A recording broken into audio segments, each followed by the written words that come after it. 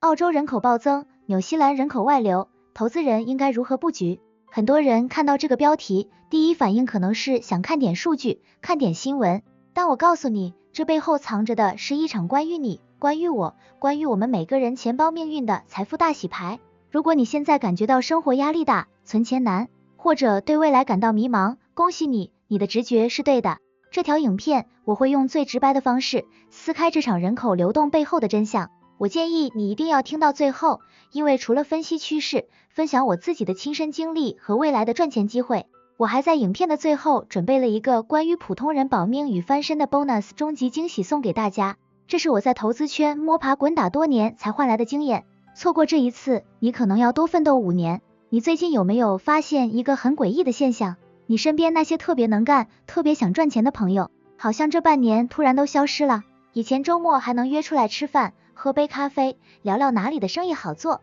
现在打开社交媒体，定位全变成了雪梨、墨尔本，甚至是布里斯本。这不是巧合，这是一场无声的财富搬家，背后藏着的是血淋淋的阶级流动。澳洲人口暴增，纽西兰人口外流，这两件事放在一起，就是一个巨大的剪刀差。如果你现在还看不懂这个趋势，还傻傻的守着过去的投资逻辑，我可以很负责任的告诉你，你的资产在未来几年可能会被通膨和资产贬值双重收割。今天我会用我自己的故事，把这个复杂的宏观经济拆解成连小白都能听懂的赚钱逻辑，带你看看那些有钱人到底是怎么想的。前2周，我独自去了一趟奥克兰市中心，说实话，我当时心里真的凉了一截，那种冷清感是会穿透皮肤的。以前那里是什么样子？人挤人，到处是充满朝气的留学生、赶时间的白领和兴奋的游客，想在 Queen Street 附近找个停车位都要转3圈。但这次去，我看着那些贴住 For Lease 招租告示的店铺，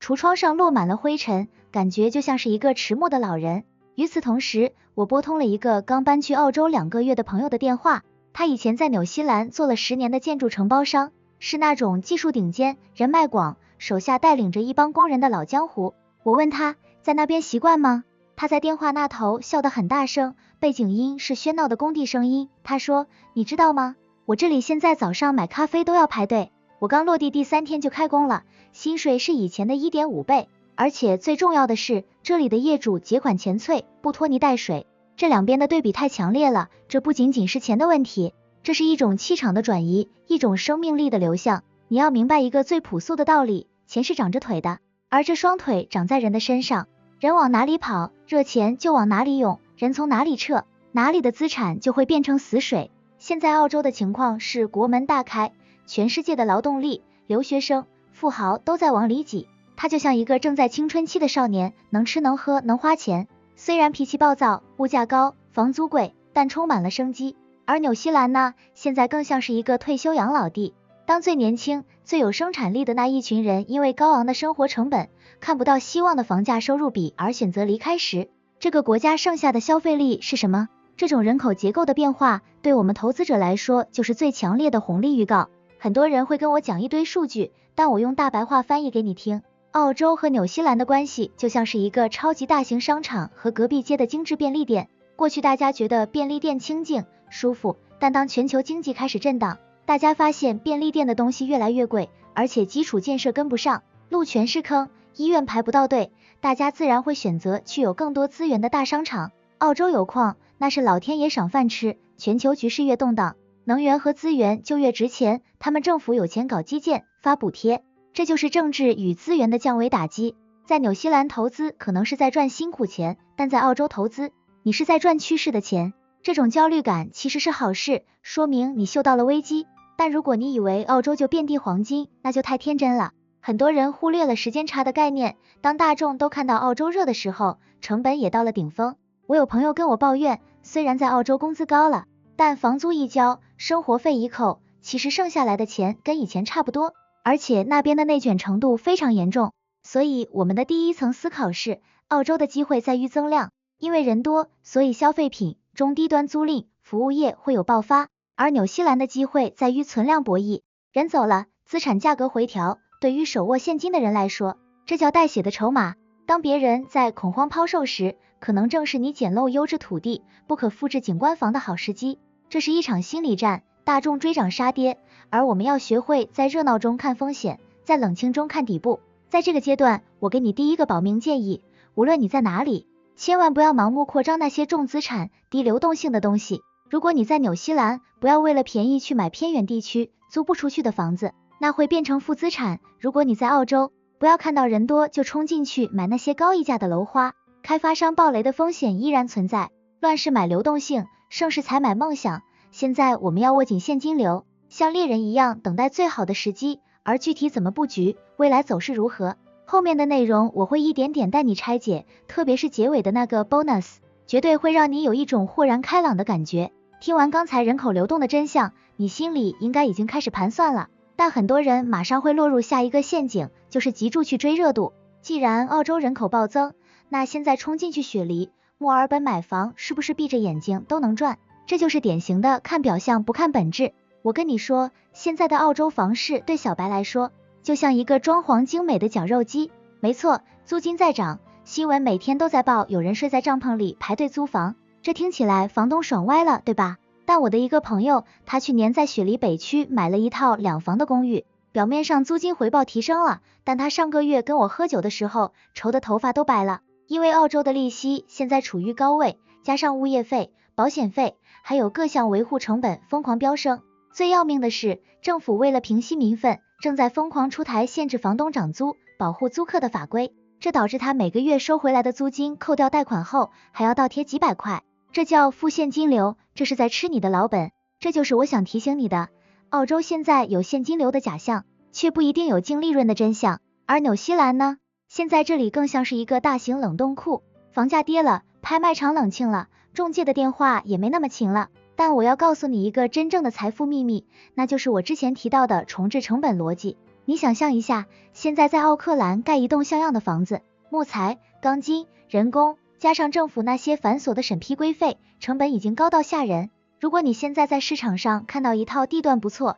品质尚可的二手房，它的售价竟然低于现在重新盖一套一模一样房子的成本，那这就是市场错杀。因为开发商不傻，当盖房子不赚钱的时候，他们会停工，这会导致未来2-3年内新房供应断绝。当未来移民政策再次放宽或者利息回调，人流回流的时候，这种供应断层会引发房价剧烈的反弹。所以现在在纽西兰看房，你不要听中介跟你画大饼，你要自己算算这房子的重置成本。如果你能以低于成本价的价格买入，你就是在赚未来的钱。这就是所谓的别人恐惧我贪婪。再讲讲实体生意，这是我非常有感触的地方。很多人觉得在纽西兰生意难做，就想着卖掉一切去澳洲开奶茶店、开餐馆。结果呢，一半的人在3个月内就后悔了。澳洲虽然人多，但人工成本贵到让你怀疑人生。如果你做的是那种需要雇佣大量人力的传统服务业，你基本上是在给员工打工，给房东打工。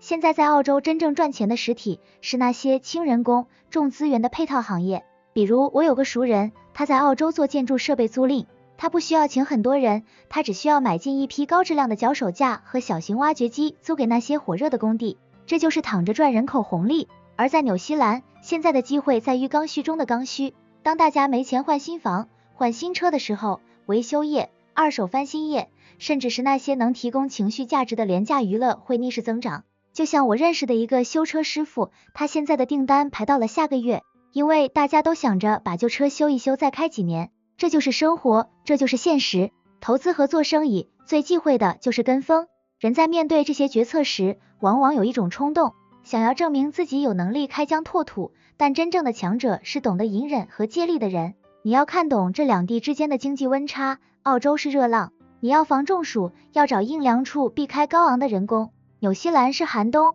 你要防冻伤，要找火堆抱团取暖，守住刚需。这2年我也经历过很多挫折，看过很多身边的人因为一个决策失误而导致多年的累积化为乌有，那种夜深人静时的焦虑，那种看住银行账单时的无力感，我都懂。但我发现，只要你能冷静下来，不被大众的情绪左右，机会反而会在那片废墟中显现。在澳洲，你要防的是过热带来的泡沫；在纽西兰，你要防的是绝望带来的错失良机。记住，市场永远是反人性的。当你身边所有人都在说要逃离的时候，你反而要睁大眼睛，看看谁落下了珍贵的珠宝。而在接下来的内容里，我会更进一步带带你进入更高层级的资产游戏，看看那些藏在政治、汇率和政策背后的暗流，如何悄悄地搬运你的财富。请一定要跟紧我的节奏。聊完了房子和生意，我们得谈点更有深度的东西，因为如果你看不懂这些，你前面赚到的钱可能都会在无形中蒸发掉。这就是政治环境和汇率变动带来的资产大搬家。你有没有想过，为什么澳洲现在敢这么硬气？为什么他们可以一边加息，一边还能支撑住这么大的人口涌入？这背后其实是全球地缘政治的格局在变。澳洲现在紧紧抱住了全球能源与资源体系的大腿，它不仅仅是一个国家，它更像是南半球的一个巨大资源库和前哨站。这导致澳币在长远来看，它的支撑力比纽币要强得多。我有个在金融圈的朋友，他去年做了一个大胆的决定，把家里在纽西兰的一半存款全部换成了澳币资产。当时很多人笑他，说现在换汇成本这么高，不是亏了吗？结果呢，随着澳洲资源出口的强劲和人口红利的爆发，澳币对纽币的汇率一路走高，他什么都没干，光是靠着汇率差，他的资产就自动增值了超过10%。这就是我说的躺着赚钱，前提是你要看清政治的风向。纽西兰现在的处境其实挺尴尬的，它像是一个在两大强权之间走钢丝的艺术家，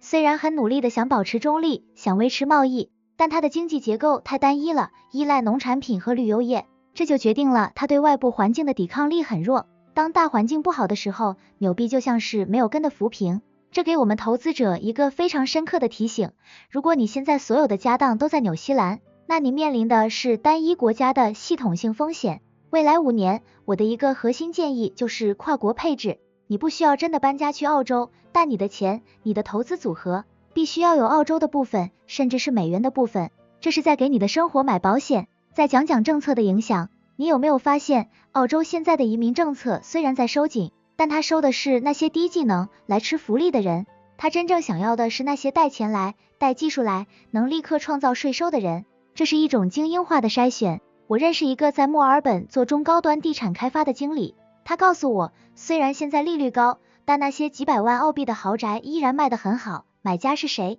全是这2年刚落地的高净值移民。这些人对价格不敏感，他们要的是资产的安全性和流动性。而在纽西兰，政府现在忙着修补预算漏洞，各项政策反反复复，这让很多投资者感到心累。这种心理上的疲惫感，其实比赔钱更可怕。很多人跟我说，他们现在最想做的就是躺平，因为觉得怎么努力都赶不上通膨。但我告诉你，这种时候最不能躺平，你要利用这2国之间的温差来做文章。比如，澳洲的人口暴增导致了严重的基础设施短缺，那边的基建、通讯，甚至是专业的咨询服务都是求过于供的。如果你能把在纽西兰累积的成熟技术或管理经验，以轻资产的方式远程输出到澳洲，你赚的是澳洲的高工资，花的是纽西兰相对低的生活费，这不就是一种跨地域的套利吗？我有个开广告公司的朋友就是这么做的，他把奥克兰的办公室退了，让员工在家办公，但他现在接的客户全是在雪梨和布里斯本的小企业主，他的利润率直接翻倍，因为他避开了澳洲那种变态的办公室租金和高昂的本地税收。这就是未来5年的生存密码，肉身可以留在喜欢的地方生活，但赚钱的触角一定要伸向那个更有活力的地方。不要再用那种传统的旧思维来思考了，现在是一个流动的时代，你的思维如果不流动，你的资产就会缩水，你要像水一样，哪里有空间就往哪里流。而接下来我会为大家分析具体有哪些普通人也能低成本入场的新兴赛道，以及如何避开那些专门收割中产的投资坑。内容越来越关键，请继续听下去。你现在可能已经意识到了，传统的房地产和实体生意已经进入了下半场，那种随便买套房、随便开个店就能发财的日子已经一去不复返了。现在我们进入的是一个认知变现的时代，在未来5年，有3个赛道是我认为普通人最有机会，也是最能利用澳洲和纽西兰人口变动红利的地方。第一个就是我刚才提到的银发经济与专业护理。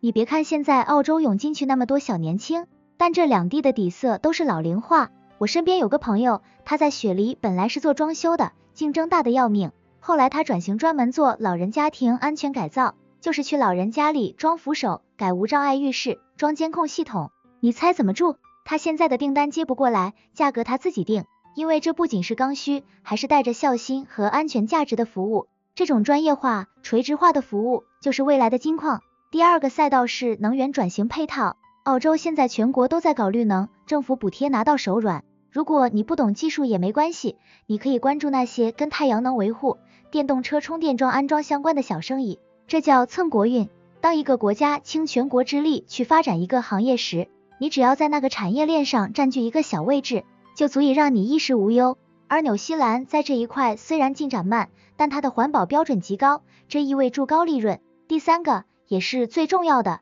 就是数位化影响力。不管你是做水电工、理财顾问还是卖保险的，如果你现在还不会在网络上展示自己，还不会做个人 IP， 那你就是在浪费这两国之间巨大的信息差。你有没有发现，现在的人买东西、找服务，第一反应是刷手机看影片？我认识一个在澳洲做二手车买卖的小伙子，他每天就录2分钟影片，讲讲怎么挑不泡水的二手车，结果他在全澳洲都有客户，客户甚至不用看车，直接给他转账。这就是信任的力量，在这种动荡时期，大家最缺的就是信任。但我要提醒你，机会多，坑也多。现在有一种坑是专门给我们这种想赚钱的人准备的，就是所谓的高回报债券或未开发土地项目。很多中介会告诉你，澳洲某个偏远地方要建新城了，现在买土地只要几万块，未来翻10倍。听着，只要是跟你说未来如何如何，却拿不出现在现金流证明的投资，一律视为耍流氓。在人口大迁徙的过程中，会有无数这种鬼城项目，他们利用你对澳洲人口红利的向往，收割你手里的保命钱。还有一种坑是加盟生意，现在很多餐饮加盟商看到纽西兰生意不好做，就鼓吹你去澳洲加盟。记住，如果一个生意要靠卖加盟权来赚钱，而不是靠卖产品给消费者赚钱，那这个生意就是个火坑。我常常在想，为什么有些人一辈子都在勤奋工作，却始终存不下钱？其实就是因为他们在不断的踩坑，不断的在做低水平重复的劳动。而真正有钱的人，他们在观察，他们在看人的情绪。当所有人都在谈论澳洲梦的时候，他们在看这个梦背后的人工成本和税收陷阱。当所有人都在嫌弃纽西兰死气沉沉的时候，他们在看这里极致的资源稀缺性和法治的稳定性。我希望你们能成为后者。这几年我也经历过从高处跌落，也曾因为看走眼而损失惨重，但每一次跌倒，我都学会了一件事，不要跟住感觉走，要跟住逻辑走。家里的担子很重，我们输不起，所以在做任何决定之前，问问自己，这个生意的钱是从哪里来的？是从人口红利里来的，还是从别人的口袋里骗来的？是可持续的现金流，还是昙花一现的幻觉？听我讲了这么多，从人的流向到房子的重置成本，从政治汇率的冷箭到未来赛道的布局，你现在的心跳是不是比刚点开影片时要快了一些？这就对了，因为你的大脑正在重新格式化。但我必须在影片的最后拉你一把，让你从兴奋中冷静下来，因为投资这件事，最后拼的不是谁的胆子大，而是谁的定力深。未来5年，澳洲会继续它的狂飙突进，纽西兰也会在阵痛中寻找新的平衡。这不是两国的比赛，而是你对自己资产管理能力的终极大考。你要记住一个核心心法，澳洲是你的进攻部队，用来换取更高额的回报和现金流，而纽西兰是你的防守后卫，用来守住你的生活品质和稀缺的土地资源。如果你能做到澳洲赚钱，纽西兰生活，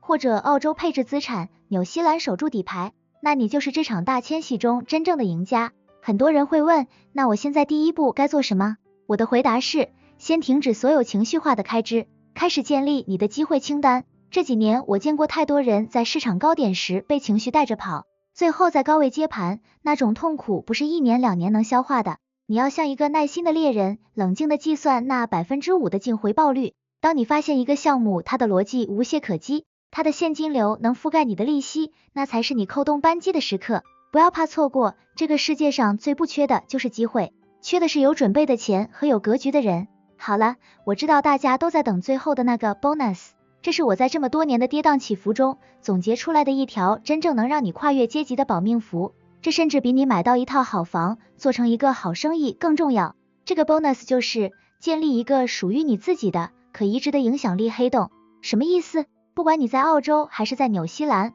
不管你是做装修、做会计还是做贸易，请你从今天开始把自己当成一个媒体来运营。在这个信息碎片化的时代，人的信任是最昂贵的资产。如果你能持续的在网络上分享你在这个行业的见解，分享你对这两地生活的真实观察，你就是在给自己挖一口永远有水的深井。当你拥有了影响力，你会发现，不是你在找生意，是生意在找你，不是你在求着投资机会，是优质的项目会主动敲你的门。这就是我送给你们的终极建议，在这个动荡的5年，投资你的认知，投资你的影响力，这才是任何人都抢不走，任何汇率波动都稀释不了的真资产。讲到这里，我知道大家最想听的肯定不是这些大道理，而是具体怎么做。你们一定想问，如果我现在手里有50万或100万，在这种局势下，到底该买澳洲哪一个区的哪种房产，或者是纽西兰哪一种类型的生意才是真正的抄底？为了回馈一直支持我的老观众，我私下做了一份非常详尽的2026澳纽资产布局实战方案。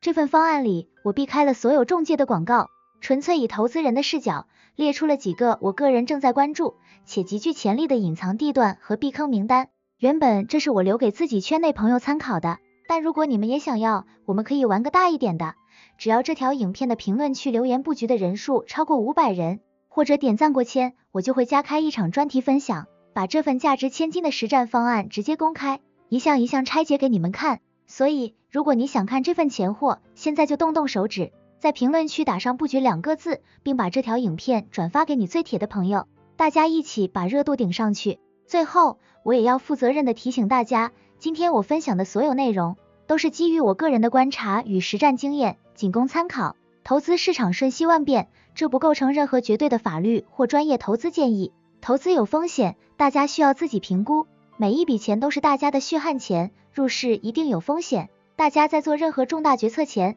请务必根据自己的实际财务状况进行评估，或者咨询专业人士。那么听完这场分享，你的选择是什么？是准备打包行李冲向雪梨，还是留在纽西兰等待那个带血的筹码？欢迎在评论区大胆留言。如果你觉得我的分享让你少走了弯路，请一定要关注我的频道，点赞并分享这条影片。你的支持就是我继续在资讯迷雾中为你寻找真相的唯一动力。这里是赚钱角度，我们下期视频见，拜拜。